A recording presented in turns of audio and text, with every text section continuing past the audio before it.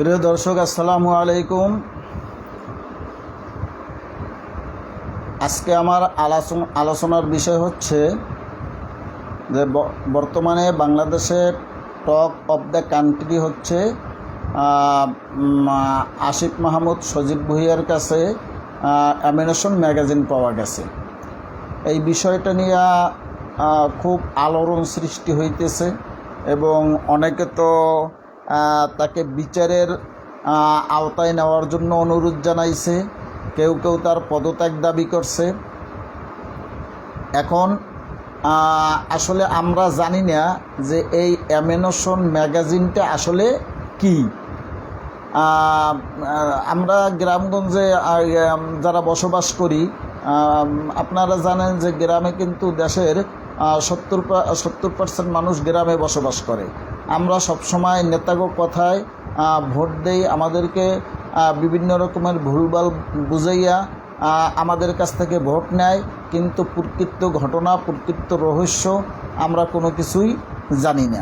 যে এখন যে একটা বিষয় এবং মিডিয়া এটাকে এমনভাবে প্রচার করতে আছে এবং টক শোতে লাইভে এমনভাবে প্রচার হইতেছে যে আসিফ ভুঁইয়ার ব্যাগের ভিতরে যে অ্যামিনেশন ম্যাগাজিন পাওয়া গেছে, এটা হয়তো এমন কিছু যে এটা দিয়ে হয়তো বাংলাদেশকে কয়েকবার ধ্বংস করিয়ে দেওয়া যায়।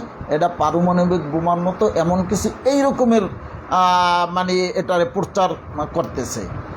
অথচ আমরা অনেকেই জানি না যে এই অ্যামিনেশন ম্যাগাজিনটা আসলে কি। আমি যে আলোচনা করি, আমার আলোচনার মূল বিষয় হচ্ছে যে গ্রামগঞ্জের মানুষ তাদেরকে যেন আর কেউ ভুল বুঝাইয়া তাদের ভোট অধিকারটা ভিন্ন পথে না নিতে পারে, তারা যেন সঠিক জায়গায় তাদের ভোট দিতে পারে। এজন্য কিন্তু আমার আলোচনা এবং আমার আলোচনা আমি করব। তাতে যদি কারো কোনো রকমের কেউ অসন্তুষ্ট হয়, তাতে তো আমার কিছু করার নেই, কারণ আমি তথ্য নির্ভর ছাড়া এবং আজে বাজে কোনো আলোচনাও আমি করি না। আমি তথ্য নির্ভরের ভিত্তিতেই আলোচনা করি। তো বলতেছিলাম যে সজীব ভুঁইয়ার ব্যাগের ভিতরে কি পাওয়া গেছে, অ্যামিনেশন ম্যাগাজিন। এখন এই অ্যামিনেশন ম্যাগাজিনটা আসলে কি, এটা আমাদের জানা দরকার। অ্যামিনেশন ম্যাগাজিন হচ্ছে গুলি রাখার, সহজ ভাষায় গ্রামের ভাষায় গুলি রাখার একটা বাডা, গুলি রাখার একটা কৌটা যাকে বলে, অর্থাৎ গুলি রাখার পাত্র। সেই গুলিটা কোন ধরনের গুলি? পিস্তলের গুলি রাখার পাত্র। এইটাকে বলা হয় অ্যামিনেশন ম্যাগাজিন। অথচ এইটা সবাই এমনভাবে প্রচার করতেছে, মনে হয় যেন তার ব্যাগের ভিতরে যা পাওয়া গেছে এটা দিয়ে বাংলাদেশকে কয়েকবার ধ্বংস করা যাইবে। আমি কিন্তু আসলে সেই সজীব ভুঁইয়ার পক্ষে কথা বলতেছি না। আমি কথা বলতেছি যে আমরা না বুঝে, অনেক সময় না বুঝি দেখা গেছে কি এক একটা কথা বলি, এবং এক একটা সিদ্ধান্ত নেই, আমরা জানি না।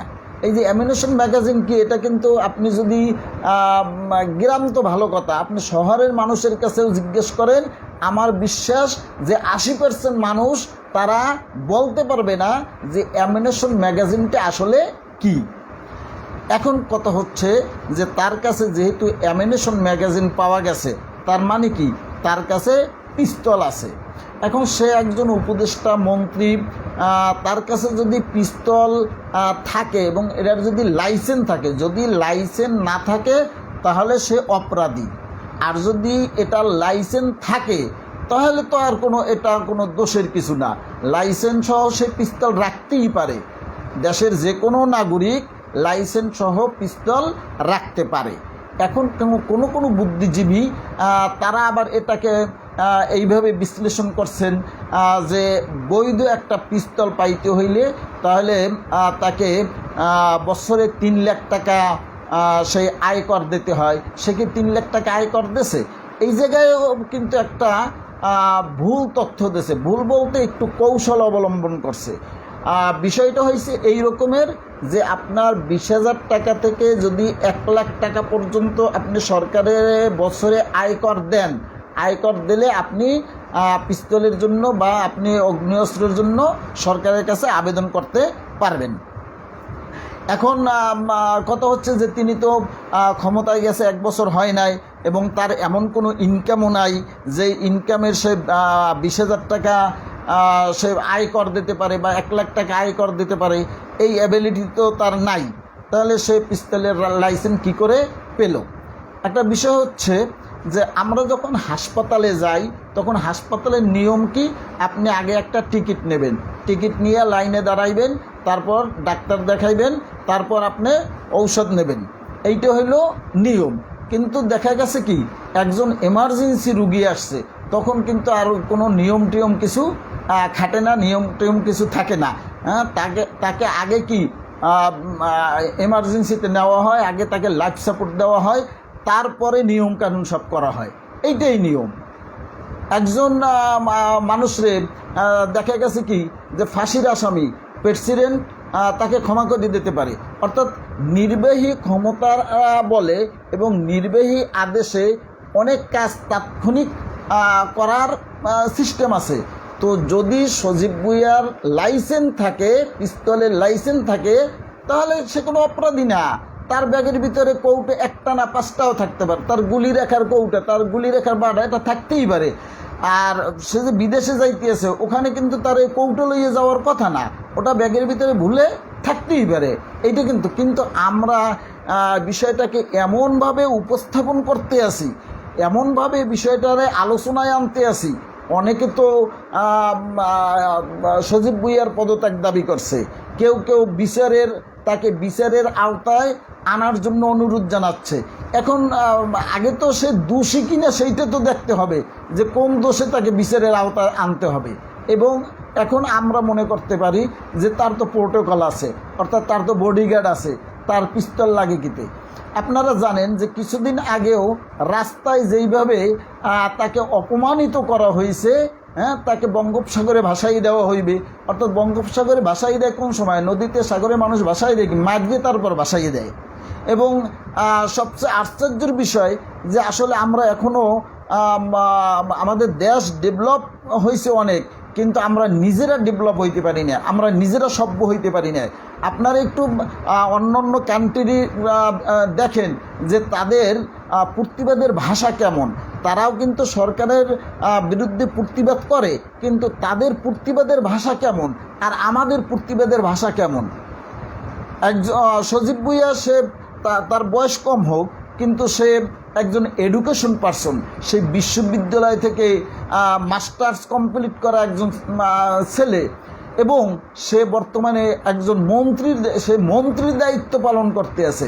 সেখানে তার গালে জুতা মারবে, এই স্লোগান রাস্তায় দিতে আছে কারা, যারা ABCD ক খ সরেয়া তা জানে না, তারা স্লোগান দেয় কি সজীব ভুঁইয়ার 2 গেলে জুতা মারো তালে তালে, তাকে ভাসাইয়ে দাও বঙ্গোপসাগরে। বিশ্রী সব কথাবার্তা, বিশ্রী সব স্লোগান, বিশ্রী সব আলাপ আলোচনা। এখন যেই সব মানুষের আসলে তাদের আমি কে এইটাই বোঝে না, এইসব মানুষের মনের ভিতরে যখন এই রকমের হিংস্রতা তৈরি করিয়ে দেওয়া হয়, তখন এই হিংস্রতা থেকে বাঁচতে থাকার জন্য তার কাছে শুধু রিভলভার না, যদি আরও কিছু থাকতো তাহলে এটাও তো অবাস্তব কিছু না, থাকতেই পারে। কিন্তু যারা এই বিষয়টাকে পুঁজি করিয়া, সাধারণ মানুষ বোঝে না যে অ্যামিনেশন ম্যাগাজিন কি, আপনারা এমনভাবে উপস্থাপন করতেছেন যে অ্যামিনেশন ম্যাগাজিন মনে হয় যে এটা দিয়ে বাংলাদেশকে সজীব ভুঁইয়া কয়েকবার ধ্বংস করিয়ে দিতে পারবে, এই রকমের কিছু। এই রকমের ভুলভাল না বুঝাইয়া সঠিক কথা মানুষকে বুঝান। এবং যেখানে শাপলা চত্বরের গণহত্যার বিচারের কথা আপনারা বলেন না, সেই বিচার আপনারা চান না। 24-এর গণহত্যার বিচারের কথা আপনারা বলেন না, সেই বিচার আপনারা চান না। আপনারা সেই পিলখানা হত্যাকাণ্ড, যেখানে আমাদের গর্বিত সন্তান সেনাবাহিনীর হত্যাকাণ্ড, সেই হত্যাকাণ্ডের বিচারের ব্যাপারে আপনারা চুপ। সজীব ভুঁইয়ার কাছে একটা বাডা পাওয়া গেছে, তার বৈধ পিস্তলের গুলি রেখার বাডা পাওয়া গেছে, একটা কৌটো পাওয়া গেছে, এখন তাকে বিচারের আওতায় আনতে হবে। আমরা যে কবে সভ্য হব, যতদিন পর্যন্ত আমরা নিজেরা সভ্য না হব জাতি হিসাবে, ততদিনে কোনো সংস্কার, কোনো কিছুতে কোনো উপকার হবে না যদি আমরা নিজেরা সভ্য না হই। আমরা অপরাধীকে অপরাধী মনে করি না, আবার নিরপরাধ মানুষকেও অপরাধের কাঠগড়ায় দাঁড় করাই নিজেদের স্বার্থে। এইসব চিন্তা চেতনা থেকে আমাদেরকে বের হয়ে আসতে হবে যদি আমরা সভ্য জাতিতে পরিণত হইতে চাই, যদি আমরা সুন্দর একটা বাংলাদেশ গড়তে চাই। কিসের সংস্কার? সংস্কার দিয়ে কি হবে যদি আমরা নিজেরা সংস্কার না হই? সকলকে ধন্যবাদ। আসসালামু আলাইকুম।